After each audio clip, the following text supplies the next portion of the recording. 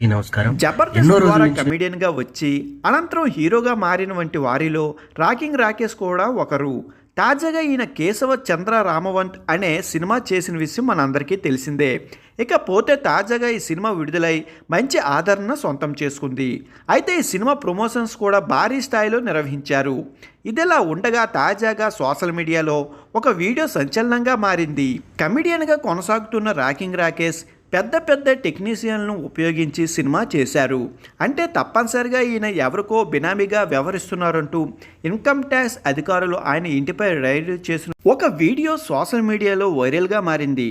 తాజాగా ఈ video social మీడియాలో వైరల్ అవడంతో రాకింగ్ రాకేష్ విమర్శలు పాలవుతున్నారు. ఇక ఇందులో భాగంగా మీకు బినామీ ఎవరు అంటూ అధికారులు ప్రశ్నించగా తనకి ఎవరూ బినామీలు లేరని, కేవలం నా మీద ప్రేమతోనే కొంతమంది నన్ను సపోర్ట్ చేస్తున్నారని రాకింగ్ రాకేష్ తెలియజేశారు. మీకు రోజా బినామీగా వ్యవహరిస్తుంది కదా అంటూ అధికారులు ప్రశ్నించడంతో ఆమె కేవలం నాపై ప్రేమతో మాత్రమే ఈ వేదికకు వచ్చిందని, జబర్దస్త్ కార్యక్రమంలో చేసే సమయం నుంచి ఆమెతో మంచి అనుబంధం ఉందని తెలిపారు. మరి సినిమా ప్రీ రిలీజ్ వేడుకకు ఎంపీ గారు అలాగే హరీష్ రావు, రోజా వంటి రాజకీయ నాయకులు వచ్చారు.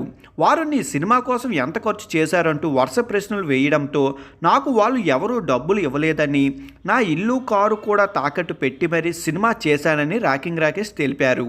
అయితే ఇదంతా కూడా ఫ్రాంక్ అనే విషయం స్పష్టంగా తెలియడంపై ఆయనపై విమర్శలు వస్తున్నాయి.